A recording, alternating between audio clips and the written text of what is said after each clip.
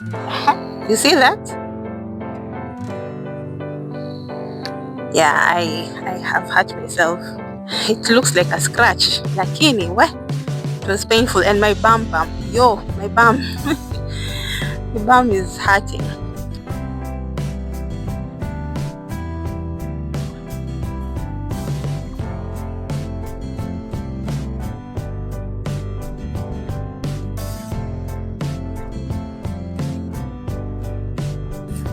Hi, my beautiful lovelies. Welcome back to my memoirs and a fresh page from my diary. So there is home, and I am on my way out. I want to visit my daughter's school because I want to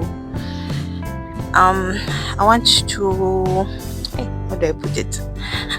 I want to go and process their transfer letter clearance because we are moving back to Mombasa from Karimboni. I think by the time I'll be putting this up, I'll have already explained that. Shortly, off-grid has been a bit challenging, especially when it comes to finances. So we have decided to go back and have a fresh start in town because all the ventures that we tried to do here have failed. So that was the option that we had because everything was just stagnating. The kids were not going to school. Life was basically just tough, and we were not having any income. We did so many ventures, but they were not really as successful as we thought they could be. So I'm planning to go back to Mombasa, and this is part of the preparations.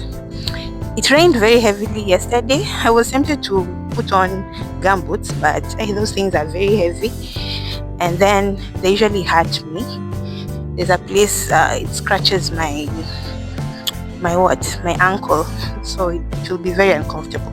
So I've decided not to put them on, but it rained heavily yesterday, so I just this is guesswork. I know between the house and the road is going to be very muddy because it is just a soil road, but when we get to the road, and it won't be that muddy because it's a maram road. So yes, I am on my way to the school. Hopefully, the headmistress, I pray that she's a bit lenient on me. She's also a family friend. I have some arrears that I hadn't cleared for quite some time. So I don't know if that's going to be an issue, but let us see. Let us see how it's going to go. So I'm doing that, heading to school. Then after that, I'm going to go to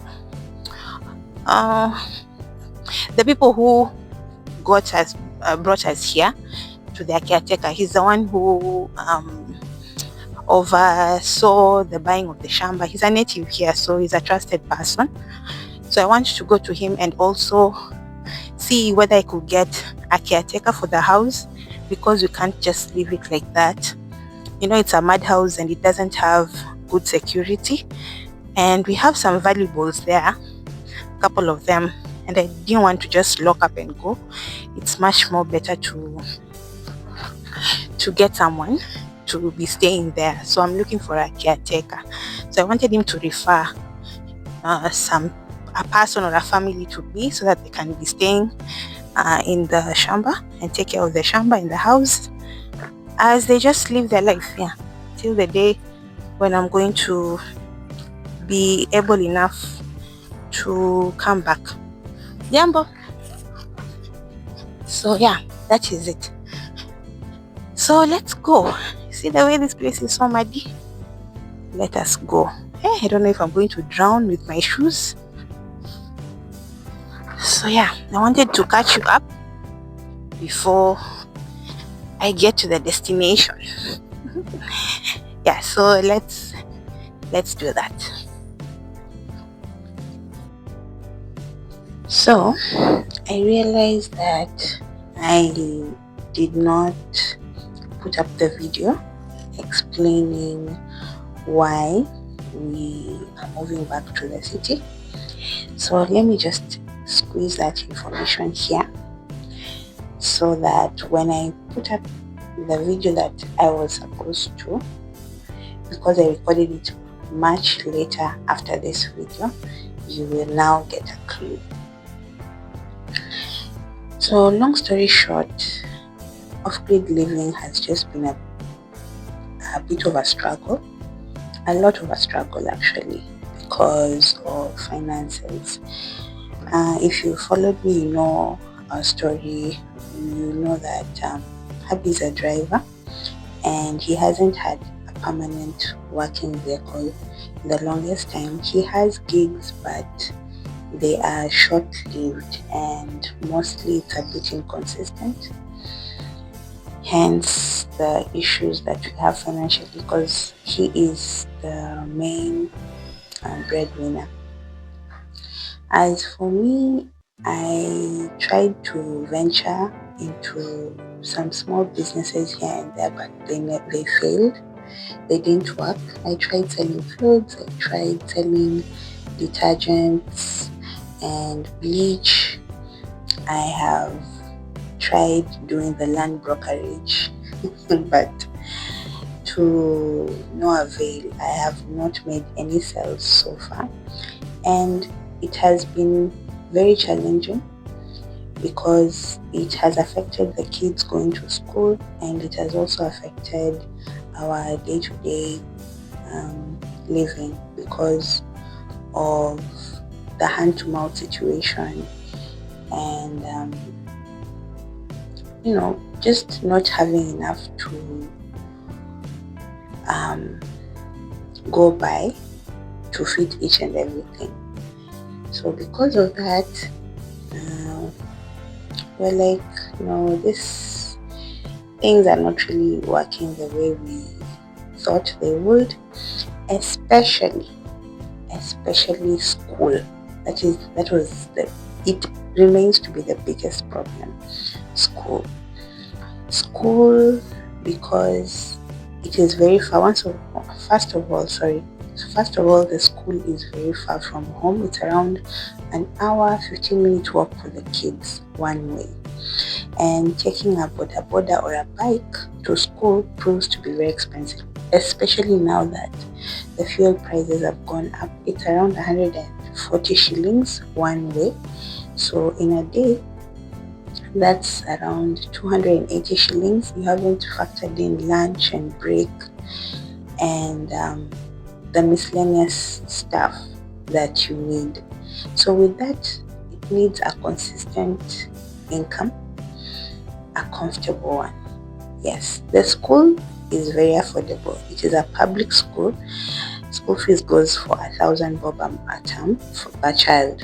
So I'm supposed to be paying, or rather we're supposed to be paying 3,000 shillings for our 3 children. But it has reached a point where we are in arrears. We are in arrears, and it's a very affordable school. But what has complicated it a lot is the fact that it is very far. This is the route going to school. That is the main problem, and I think that is the one thing that is really making this move urgent. It's the urgency of the kids going to school, because I don't like talking about my personal problems much, because I don't want to sound as if I'm desperate, but for the sake of the flow of my memoirs, I will mention this.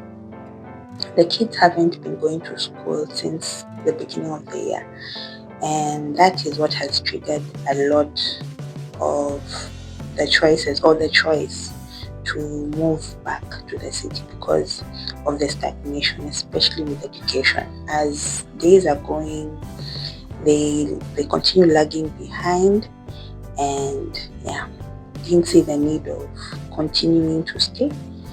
If things don't look as if they're working out, you need to change strategy.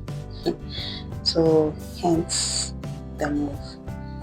I really love this life that we are living. I love the idea of having your own place, the off-grid feel, the space, the quiet, the peace, the comfort. And it is something that we have been dreaming of for the longest time. And now that we're here, it's sad that things had to take this turn, but we had to do it because of how the situation was going. But given a choice, I would stay. This place is a very nice place to stay, but I've come to realize that money is the soap of the heart, as they say in Kiswahili, sabuni ya roho. Pesa ni sabuni ya roho. Whichever lifestyle somebody chooses, whether it is off-grid or town life, now that I've experienced both, money is the most important thing. Apart from other factors, what makes you survive in either scenario is money. In town, whichever lifestyle you choose, in town you will need to have money to survive, and in off-grid, it will look simple, it will look cheaper, it will look affordable, minimal, but trust you me, all these things need money. When you don't have money, even having a big shamba in the rural areas or on your off-grid space will be very depressing, in as much as it is most of everybody's dream to live on their own space and this kind of livelihood. But if you do not have something to sustain, whether it is a business or it's a project, or you have your establishments here and there that at the end of the week, the day, the month, there is something that you're pocketing, trust you me, it is going to be very depressing, whether it is off-grid or in town. So for those who are dreaming to come and stay off-grid, it is not in any ounce easier than town if you do not have the funds. In fact, I think it is a bit more expensive off-grid, but better for the long run than it is in town. Town is cheaper for the short term, but expensive in the long run. And off-grid is expensive in the short term, but cheaper in the long run, if you know what I mean. Yeah, so I have another video that I'm going to put up, I believe either after this, that's going to talk more about that. But for the day I reached the school, I got a lift, and very grateful. It was a long walk. I could have walked for an hour plus, but I got a lift, went to school, talked to the principal via phone. She instructed the deputy headmaster, who is this gentleman, to write for me like a clearance letter. So that was done. I was very grateful. She waived off all the arrears, and I am forever grateful to that mama. So I think I'll talk about that when we talk about school issues. But I was glad that I got that over with, and at this point I had the letter with me and I was heading back home. After a long while, it's around 3:30 p.m. and this is the time I'm on my way back home. I left the school, went and met the guy who was supposed to connect me to a caretaker, but it has been a bit complicated. Okay, I think I'll explain. It's a bit of a long story, but I wasn't really successful on the first time. What we have decided is I need to work on the door. You know that my house or our house doesn't have the back door. So he has told me I need to work on the door first. After fixing it, that's when we'll see if we are going to get someone. And then we also have to make arrangements on the payments, because he is going to be living there, or she, but at the same time he'll be guarding our stuff. So we'll need to come up with arrangements of the salary. Yeah, so it didn't. Okay, I've done 50% of the job. Then the rest I will continue once I am ready with the door. Then now he can get someone. I think, okay, not really I think, he is looking for someone. He has people in mind, but I think he just wants to be sure that the house is ready for somebody to move in, and then we'll talk about the salary. So I'm heading home. I need to go and cook and do all that. I fell down. Yeah, I slid. You see, okay, I'm on the Maram Road right now, but when I was coming from talking to the caretaker, I fell down. Let me show you.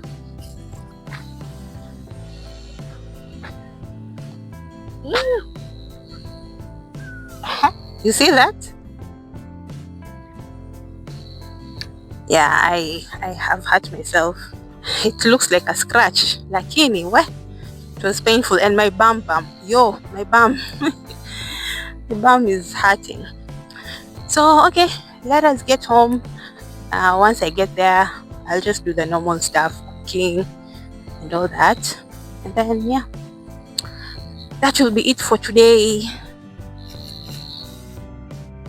So this is a few days later, and I come to Karimboni shopping center, and we have a small shopping center, to this shop to buy a padlock. I was still prepping, checking off my list for the things that I was supposed to do before the move, and one of that was to get a padlock for the door. So we decided to settle with Kazungu. Kazungu is a guy who does menial jobs for us.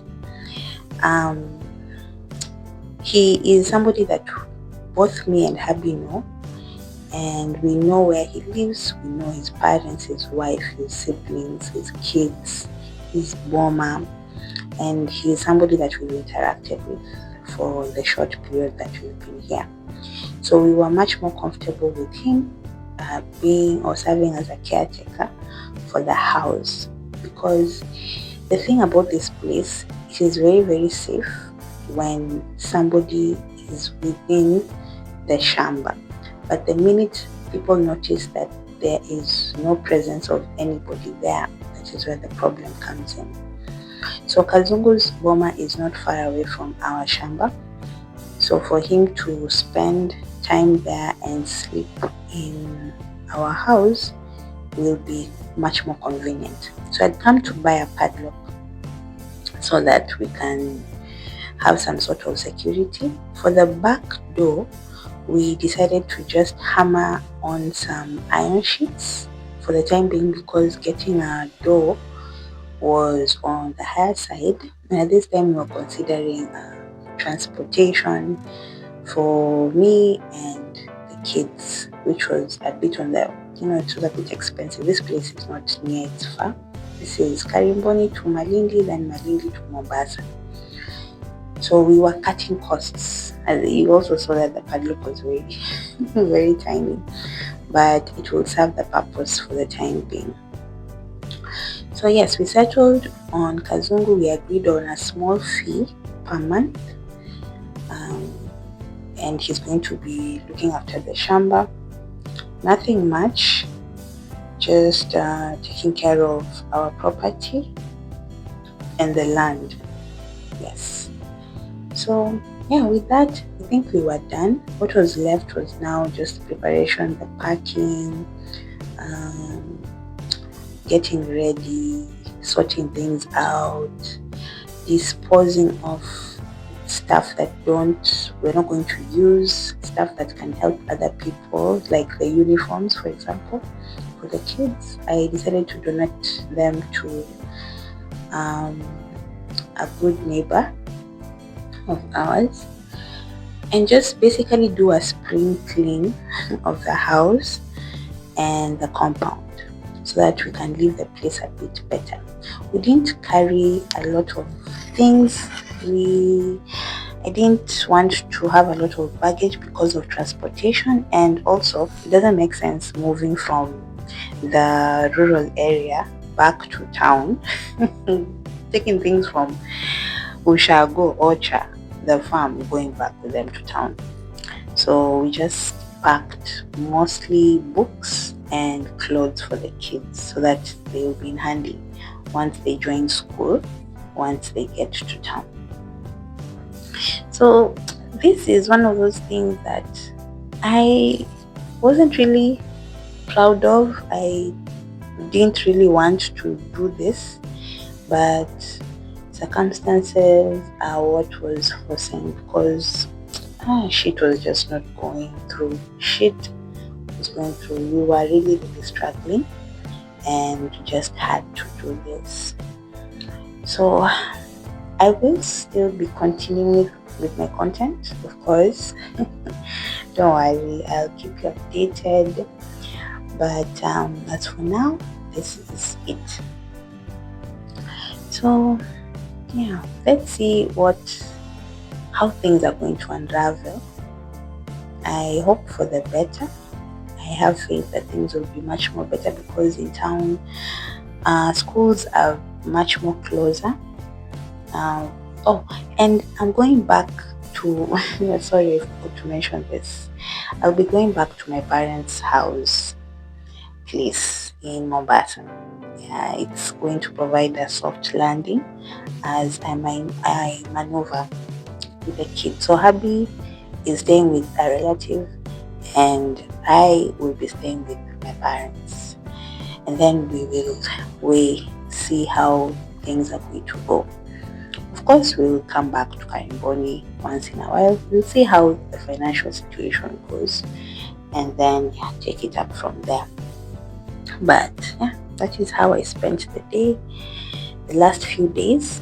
I have a couple of videos I believe I'll put up for you to see, and then we'll see how this ship is going to sail. Yeah. Honestly, I never thought the day will come for me to do such a thing, especially go back to town and seek job employment, go back to working 9 to 5 or doing a business. That was out of my list. But sometimes push comes to shovel, and you're placed between a rock and a hard place, and yeah, you just have to do what you need to do to survive. So yeah, that is it. Keep you posted, and let's pray and hope for the best. Not everything that you do is something that you love, but sometimes you just have to do it so that the ball can keep rolling. So let me have faith that things will work out for the better. And with that, let me say bye, and I will see you in the next one, my dear lovely. Bye.